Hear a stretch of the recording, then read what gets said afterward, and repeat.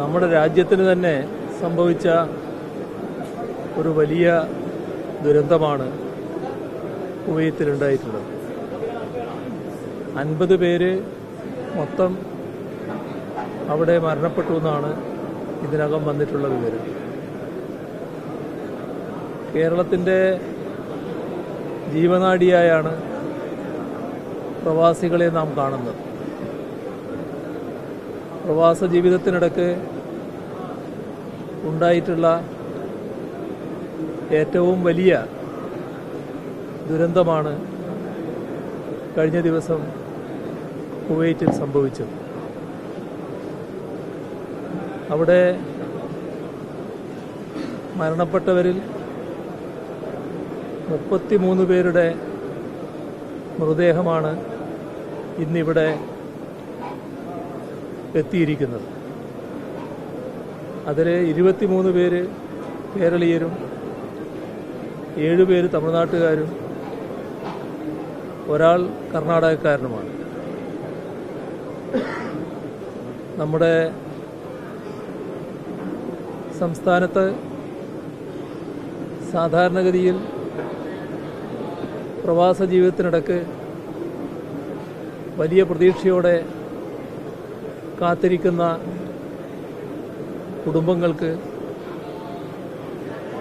ഒരിക്കലും തീരാത്ത രീതിയിലുള്ള നഷ്ടമാണ് സംഭവിച്ചിട്ടുള്ളത്. ഈ ദുരന്തമുണ്ടായ ഉടനെ കുവൈറ്റ് ഗവൺമെൻറ് ഫലപ്രദമായതും ശക്തമായതുമായ നടപടികൾ സ്വീകരിച്ചിട്ടുണ്ട് എന്നാണ് മനസ്സിലാക്കുന്നത്. ആ ഗവൺമെൻറ്റിൻ്റെ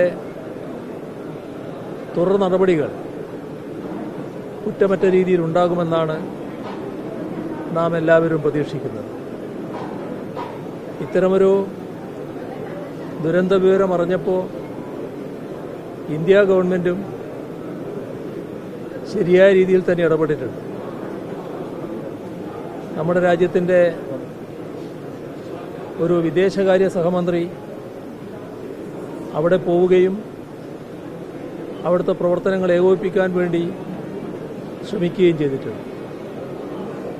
മനസ്സിലാക്കുന്നത് അദ്ദേഹവും ഈ വിമാനത്തിൽ ഇവിടെ എത്തിയിട്ടുണ്ട് എന്നാണ്. ഇതുമായി ബന്ധപ്പെട്ട് ഇനി ഇതുപോലുള്ള ഒരു ദുരന്തവും സംഭവിക്കാതിരിക്കത്തക്ക ജാഗ്രതയോടെയുള്ള നടപടികൾ ഉണ്ടാകേണ്ടതായിട്ടുണ്ട്. സ്വീകരിച്ച നടപടികൾ ഫലപ്രദമാണ്. അതേ രീതിയിൽ കുറ്റമറ്റ നടപടി കുവൈറ്റിൽ ഉണ്ടാകുമെന്ന് തന്നെയാണ് പ്രതീക്ഷിക്കുന്നത്. ഈ കുടുംബങ്ങൾക്ക് മതിയായ നഷ്ടപരിഹാരം നൽകാൻ കുവൈറ്റ് ഗവൺമെൻറ് തന്നെ നേതൃത്വം കൊടുക്കുമെന്ന് പ്രതീക്ഷിക്കുകയാണ്. അത്തരം കാര്യങ്ങളിൽ ഇന്ത്യ ഗവൺമെൻറ്റും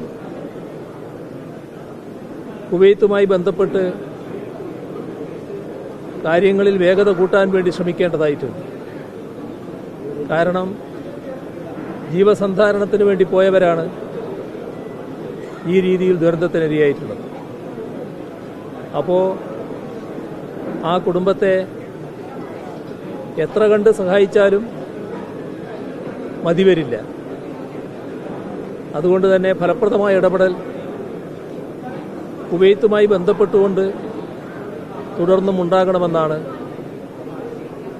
പറയാനുള്ളത്. സംസ്ഥാനത്തുണ്ടായ ഈ വലിയ ദുരന്തത്തിൽ അഗാധമായ ദുഃഖവും അനുശോചനവും നമ്മുടെ നാടാകെ രേഖപ്പെടുന്ന ഘട്ടമാണിത്. ഞെട്ടലോടെയാണ് നാടാകെ ഈ വാർത്ത കേട്ടത്. ഇന്നലെ പ്രത്യേക മന്ത്രിസഭാ യോഗം ചേർന്ന് കാര്യങ്ങൾ പരിശോധിക്കുകയും തുടർ നടപടികൾ സ്വീകരിക്കാൻ തീരുമാനിക്കുകയും ചെയ്തു. അതിലൊരു കാര്യത്തിൽ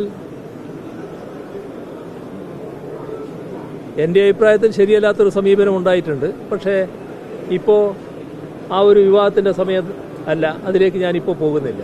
ഞാൻ ഉദ്ദേശിക്കുന്നത്, ഞങ്ങളൊരു മന്ത്രിയെ അവിടെ അയക്കാൻ നിശ്ചയിച്ചിരുന്നു. വീണ ജോർജ് ഇവിടെ വരെ വന്നതാണ്. പൊളിറ്റിക്കൽ ക്ലിയറൻസ് കിട്ടാത്തതുകൊണ്ട് പോകാൻ പറ്റിയില്ല.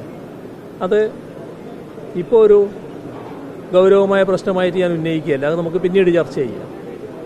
ഇപ്പോൾ നാം എല്ലാവരും ശ്രദ്ധിക്കേണ്ടത് ഈ കാര്യത്തിലാണ്. ഏകോപിതമായ ശ്രമങ്ങളാണ് വേണ്ടത്. കേന്ദ്ര ഗവൺമെൻറ്റും സംസ്ഥാന ഗവൺമെൻറ്റും എല്ലാം ഏകോപിതമായ മനസ്സോടെ തന്നെ ഈ കുടുംബങ്ങളെ സഹായിക്കാൻ വേണ്ടി ഇടപെടുകയാണ് വേണ്ടത്. അതിന് കുവൈത്തുമായുള്ള നിരന്തര ബന്ധം കേന്ദ്ര ഗവൺമെൻറ്റിൻ്റെ ഭാഗത്തു നിന്ന് ഉണ്ടാകേണ്ടതായിട്ടുമുണ്ട്. ഇവിടെ നമ്മുടെ തമിഴ്നാട് മന്ത്രിയാണ് ഇദ്ദേഹം, മസ്താൻ, സഞ്ജയ് കെ മസ്താൻ, ന്യൂനപക്ഷ ക്ഷേമ വകുപ്പ് മന്ത്രിയാണ് അവിടെ. അദ്ദേഹം ഇവിടെ എത്തുന്ന ഈ മൃതദേഹങ്ങൾ സ്വീകരിക്കാൻ വേണ്ടി എത്തിയതാണ്.